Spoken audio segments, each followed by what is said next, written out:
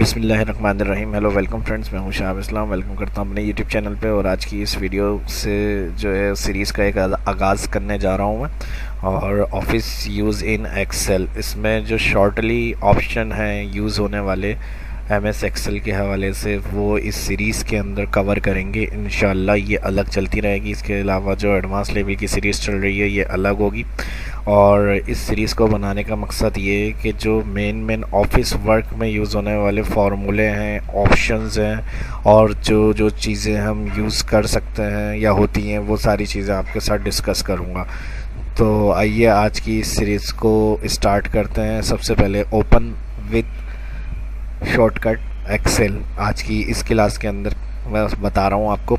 सबसे पहले ओपन करने के लिए स्टार्ट बटन होगा, और स्टार्ट बटन से आप जाएं, यहाँ कीबोर्ड से आप विंडो कंट्रोल के साथ जो बटन है ये प्रेस करेंगे शॉर्टकट की से।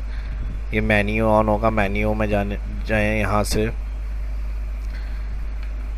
अप डाउन एरो आ रहा है, इसकी मदद से ऑल प्रोग्राम पर आ गए, इंटर। और इंटर के बाद माइक्रोसॉफ्ट ऑफिस के ऊपर सिलेक्शन आएगी, इंटर प्रेस करेंगे। इंटर प्रेस करने के बाद यहाँ पे जो प्रोग्राम आपके पास इंस्टॉल होंगे वो सारे इधर आ रहे होंगे। अब इसको स्क्रॉल कर रहा हूँ मैं, यहाँ देखें एक्सेल आ रहा है हमारे पास और वर्जन 2019 है। इंटर। फर्स्ट इस तरह से भी ओपन कर सकते हैं। ऑल्टर F4 किसी भी एप्लीकेशन को क्लोज करने के लिए यूज़ होता है। और इसको हटा दिया मैंने, दोबारा विंडो कीबोर्ड से कर रहा हूँ। सर्च आ रहा है, यहाँ पर सर्च होता है, टाइप करके आप ओपन कर लें। एक्सेल लिखा, और एक्सेल जितने वर्जन आपके पास होंगे मौजूद यहाँ कंप्यूटर में सारे लिखे हुए आ रहे हैं टाइप करने से। इंटर। इस तरह से भी ओपन कर सकते हैं। या देखें ब्राउज़र जो है मेरा गूगल, इसके पीछे ये एक्सेल ओपन हो गया है।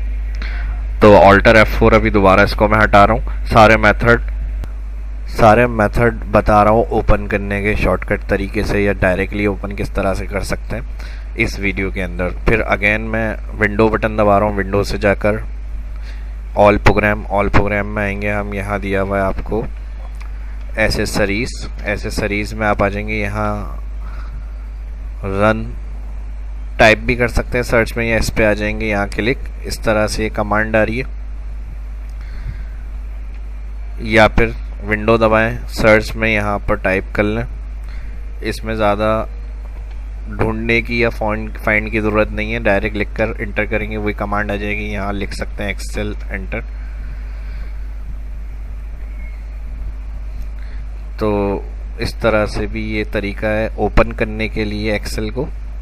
और ऑल्टर F4 कर रहा हूँ, क्लियर करनी है किसी भी एप्लीकेशन को जो ओपन की हुई है, वो आप क्लियर कर सकते हैं। और एक और बात क्लियर करता चलूँ मैं, इस सीरीज़ को बनाने का मकसद जो प्रोफेशनल तौर पर काम कर सकते हैं हम माइक्रोसॉफ्ट एक्सेल के अंदर ऑफिस वर्क के हवाले से, वो सारी चीज़ें इसके अंदर कवर होंगी।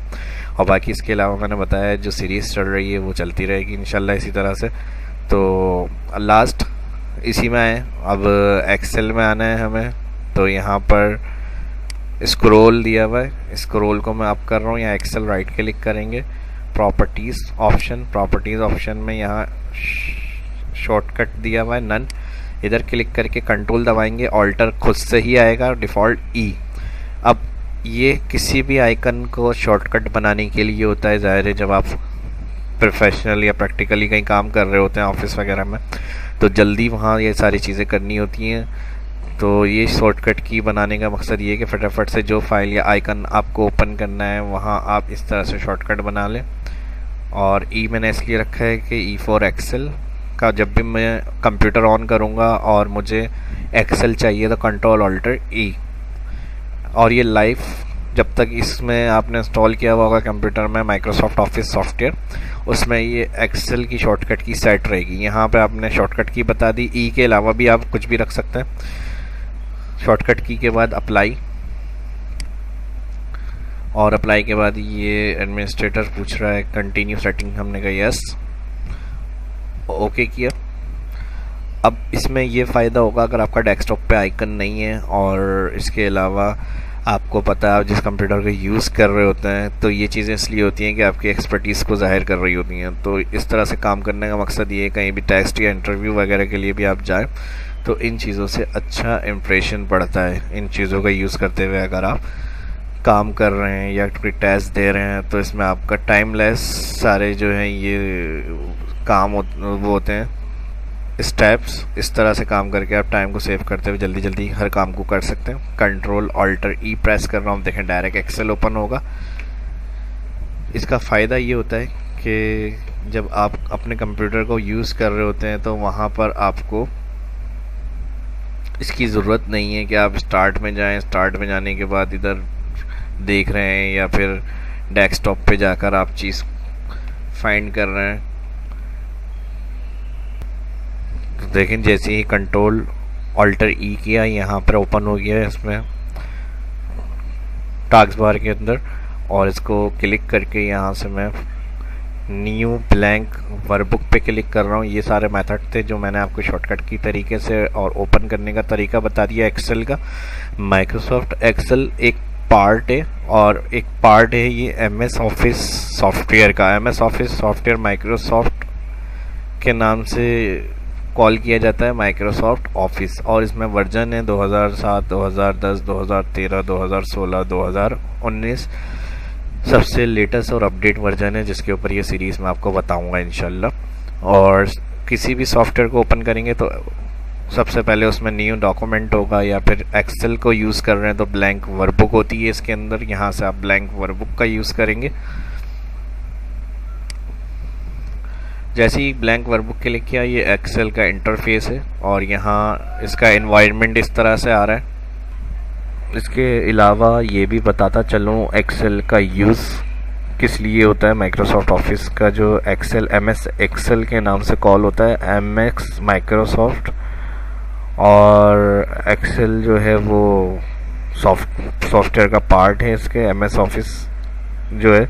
और इसके अलावा एक्सेल कैलकुलेशन का सॉफ्टवेयर होता है। मैथमेटिक्स जितना भी वर्क हो सारा ऑफिस में, कंपनी में, किसी भी जगह, स्कूल में, एजुकेशन यूनिवर्सिटीज़ वगैरह में, सब जगह एक्सेल का यूज़ किया जाता है। डिपेंड करता है हर जगह जहाँ जहाँ काम कर रहे हैं एक्सेल के ऊपर, वो अपने इदारे की क्राइटेरिया के हिसाब से इसका यूज़ कर रहे होते हैं। सबसे पहले इंट्रो देता चलूँ, यहाँ बुक 1, जब भी एक्सेल फर्स्ट फाइल आप ओपन करेंगे तो वहाँ बुक 1 लिखा हुआ शो हो रहा है।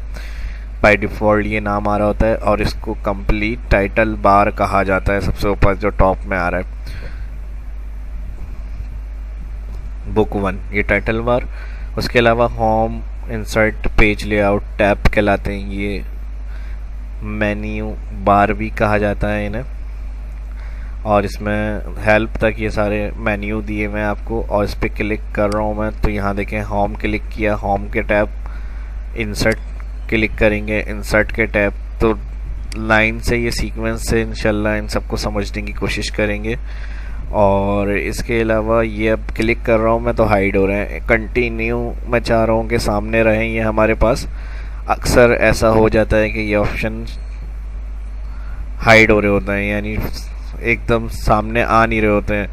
अगर इस तरह से आ रहे हैं, ये क्लिक हो रहे हैं तो आ रहे हैं और क्लिक हट रहा है तो जा रहे हैं। तो कंट्रोल F1 कंटिन्यू शो कराने के लिए शॉर्टकट की है इसकी। कंट्रोल के साथ F1 जो फंक्शन कीज़ होती है वो प्रेस करेंगे तो शो और हाइड होती है रिबन बार आपकी।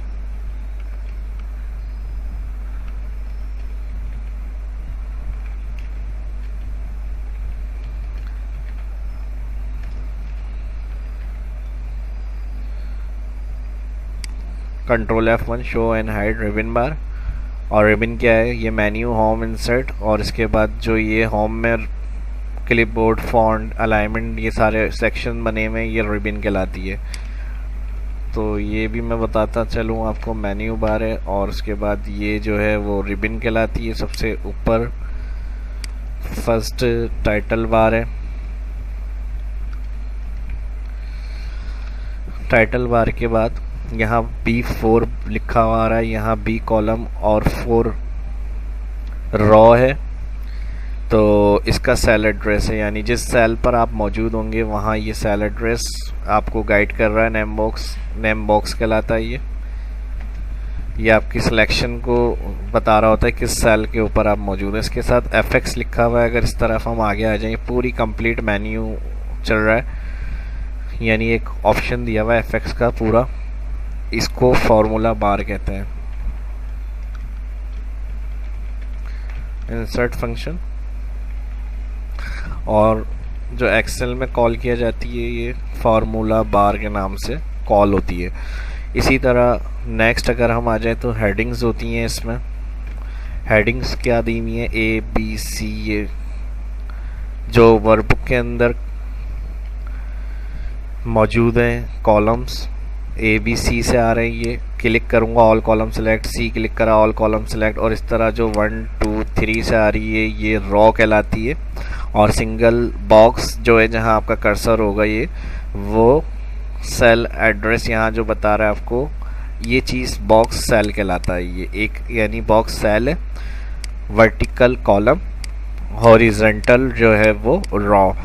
तो हेडिंग्स जो हैं वो कॉलम्स हैं, और 1 2 3 जो है वो रॉ नंबर है आपकी, यानी कॉलम्स को ABC से डिफाइन किया गया है और रॉ को 1 2 3, और सिंगल सेल जो है वो सिंगल बॉक्स जो है वो सेल कहलाता है। नेक्स्ट इसी में अगर लास्ट में हम आते हैं जिसमें शीट 1 लिखा हुआ आ रहा है यहाँ पर, और इसी के साथ यहाँ देखें रेडी और मैक्रो रिकॉर्डिंग के लिए यहाँ एक साइन बना हुआ आ रहा है। ये कंप्लीट पूरी स्टेटस बार कहलाती है। और इसी में लास्ट के अंदर अगर आप आ जाएं तो यहाँ जूम दिया हुआ होता है। जूम जो होता है ये आप राइट साइड करेंगे तो यहाँ देखें आपकी बुक जो है वो बड़ी जूम हो रही है, और अगर लेफ्ट साइड करेंगे तो यहाँ जूम डिक्रीज़ हो रहा है, यानी कम, और बुक भी आपकी कम हो रही है। अगर बहुत छोटी आ रही है जैसे यहाँ पर लिख कर भी आप कर सकते हैं इस ऑप्शन में कस्टम 10 कर दिया मैंने, तो देखें बहुत ज़्यादा छोटी हो जाती है ये इस तरह। अगर जूम प्रॉब्लम है, अगर आप ओपन करें इस तरह से आ रहा है तो आप समझ जाएं जूम सेटिंग आउट है। तो आप यहाँ से आएंगे दोबारा इस ऑप्शंस के अंदर, और इसमें आप 100 टाइप करेंगे, ये नॉर्मल है। इसके अलावा आप राइट या लेफ़्ट से भी कम ज़्यादा कर सकते हैं। जूम सेंटर करेंगे 100%, और मेन इसका ऑप्शन जूम का व्यू मेन्यू के अंदर ये पूरा एक सेक्शन दिया हुआ है। जूम यहाँ से भी कर सकते हैं। जूम 100% करना है जैसे तो 100 डायरेक्ट क्लिक से हो जाएगा। जूम टू सिलेक्शन, इसमें एक्सेल के अंदर एक और एडवांटेज होता है हमें, कोई भी सेल आपने बहुत सारे सेल पे काम किया हुआ है और उसको सिलेक्ट करके सिर्फ वही चाह रहे हैं कि सेल बड़े होकर आ जाए स्क्रीन पे, तो सिलेक्शन बनाएं उन सेल की जो आप चाह रहे हैं कि जूम होकर आए। सिलेक्शन बनाने के बाद जूम टू सिलेक्शन क्लिक करें, पूरी स्क्रीन के ऊपर वही सेल आपके जूम होकर आ जाएंगे। ये अक्सर जब ज़रूरत पड़ती है, जब लेक्चर देते हुए या कोई एक्सेल की क्लास वगैरह अटेंड कर रहे हैं, कोई टीचर्स वगैरह हैं, तो वो इस तरह से उसको सिलेक्ट करके जूम टू सिलेक्शन का यूज़ कर रहे होते हैं ज़्यादातर। और या फिर कुछ अगर दिखा रहे हैं किसी को प्रेजेंटेशन वगैरह दे रहा है तो वहाँ पे भी फिर जूम टू सिलेक्शन का यूज़ होता है, और फिर इसको नॉर्मल कर देते हैं 100%। एक चीज़ मैं और बता दूँ, जब माइक्रोसॉफ्ट ऑफिस सॉफ्टवेयर इंस्टॉल करते हैं तो उसमें वर्ड, एक्सेल, पावर पॉइंट ज़्यादातर ऑफिस वर्क के अंदर ये इंस्टॉल किया जाता है और यूज़ भी होता है। इसके अलावा इसके और भी पार्ट होते हैं। माइक्रोसॉफ्ट आउटलुक हो गया, माइक्रोसॉफ्ट एक्सेस हो गया, माइक्रोसॉफ्ट पब्लिशर हो गया, नोट हो गया, तो वो अलग अलग काम के लिए माइक्रोसॉफ्ट एक्सेस जो होता है डेटाबेस वगैरह के लिए यूज़ किया जाता है। तो वो अलग फिर डिपेंड करता है फील्ड के ऊपर, फील्ड चेंज हो जाती है। और इसी तरह पब्लिशर होता है, वो कवर वगैरह, टाइटल पेज वगैरह डिज़ाइन करने के लिए यूज़ किया जाता है। आउटलुक होता है, वो ईमेल वगैरह के लिए यूज़ किया जाता है। सिर्फ मैं थोड़ी सी आपको इसके बारे में इसकी डेफिनेशंस दे रहा हूँ कि जो जो चीज़ें ये हैं ऑफिस की मतलब पार्ट, उनके हवाले से। और जो ऑफिस वर्क के अंदर यूज़ होता है वो वर्ड, एक्सेल और पावर पॉइंट ही होता है। और फ़िलहाल मेरे चैनल पे शाह इस्लाम यूट्यूब के ऊपर मैंने वर्ड की भी क्लासेस अपलोड की हुई हैं। जो सीरीज़ चल रही है वो यहाँ पर तकरीबन 2022 तक है। ये भी आप देख सकते हैं, ये भी कंप्लीट करेंगे और अपडेट 2019 के वर्जन पे। इसके अलावा एडवांस की भी सीरीज़ चल रही है और ये जो सीरीज़ है जिसकी आज फर्स्ट क्लास मैं आपको बता रहा हूँ, फुल इंट्रो इसके अंदर मैंने दिया है। और इसी तरह इसके अंदर जो लॉजिकल फंक्शन होंगे वो कवर करेंगे, फार्मूले कवर करेंगे ऑफिस वर्क के अंदर होने वाले, और ऑप्शंस जो हो गए फ़िल्टर और डाटा मेन्यू वगैरह के जो भी उसमें वर्किंग होगी वो सारी चीज़ें इसके अंदर बेसिक से लेके एडवांस लेवल तक ऑफिस वर्क के हवाले से जो है वो इंशाल्लाह इस सीरीज़ के अंदर कवर करेंगे। तो ये वीडियो इतनी ही रखते हैं, इसमें कंप्लीट इंट्रोडक्शन दिया है मैंने। नेक्स्ट वीडियो जो होगी इसका डिफ़ॉल्ट इंटरफेस के हवाले से जो ऑप्शन सेट करने होते हैं, यानी जब हम एक्सेल को इंस्टॉल कर लेते हैं उसके बाद हम अपनी सेटिंग से उसको सेट करना चाह रहे हैं, होम वगैरह, और ये ribbon customise tool bar, quick access tool bar कहलाती है ये। इसके बारे में भी मैं बताऊंगा नेक्स्ट वीडियो को, इसको किस तरह से कस्टमाइज़ वगैरह करेंगे। इसके अलावा इसकी डिफ़ॉल्ट सेटिंग, यानी जब भी हम एक्सेल इंस्टॉल करने के बाद इसको यूज़ करते हैं तो बाय डिफ़ॉल्ट 11 फ़ॉन्ट आ रहा है, शीट 1 आ रही है, ABC कॉलम्स आ रहे हैं। ये सारा इंटरफेस चेंज करना है, एनवायरनमेंट वगैरह मुझे, तो इसकी डिफ़ॉल्ट सेटिंग को किस तरह से हम सेट कर सकते हैं वो आपके साथ शेयर करूँगा नेक्स्ट वीडियो के अंदर। तो ये सीरीज़ कैसी, ये वीडियो देखें, इसकी प्रैक्टिस करें, और ये सीरीज़ का जो मतलब आज फर्स्ट पार्ट मैंने आपके साथ शेयर किया है, इसका आइडिया कैसा है कमेंट करके ज़रूर बताइएगा, और आगे इसको इंशाल्लाह फिर कंटिन्यू रखेंगे। आपके कमेंट से और लाइक से फिर उस चीज़ को मैं आगे और ज़्यादा आपसे साथ शेयर करूँगा सभी ऑप्शंस को, और उससे भी आइडिया मिलता है इंशाल्लाह कि आगे फिर हम क्या कर सकते हैं और क्या करेंगे इंशाल्लाह वो सारी चीज़ें। तो मिलते हैं नेक्स्ट वीडियो में, अपना ख्याल रखिएगा, दुआओं में याद रखिएगा। शहाब इस्लाम को इजाज़त दीजिए, अल्लाह हाफिज़।